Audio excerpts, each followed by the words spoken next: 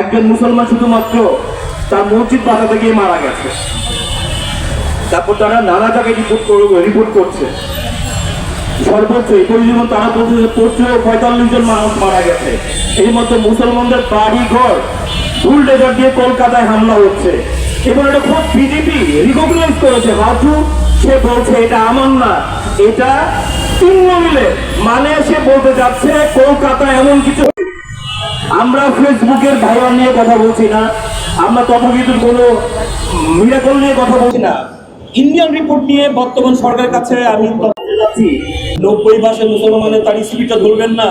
কেউ জিতার পর খালি ধর্মই তার অপরাধ, সে মুসলিম বলে কলকাতায় থাকতে পারবে না, তাহলে এই দেশের হিন্দুরা কি থাকতে পারবে কি পারবে না?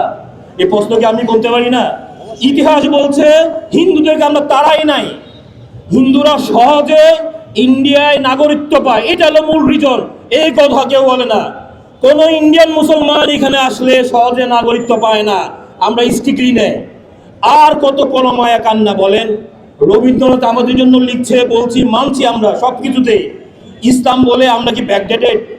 আজকে শুধুমাত্র ধর্মের কারণে কলকাতায় মুসলিম মারাটা বৈধ হবে, আনন্দ উল্লাস হবে, সরকার থেকে একটা প্রতিবাদ লেগে যাবে না? এটা হইল? বলেন ভাই আমার। মানুষের বাংলাদেশের চাকরির অবস্থা ভালো না, প্রতিদিন প্রধানমন্ত্রীর থেকে অনেক কথা বলি, এই নিয়ে কথা আসে না।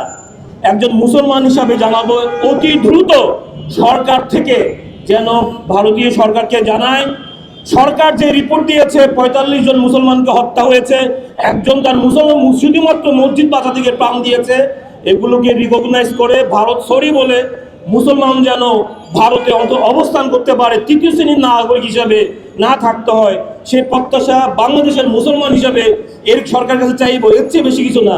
এমন কিছু হলে বুঝবো সরকার যাই আসে তারাই মুসলমানদের কথা বলে।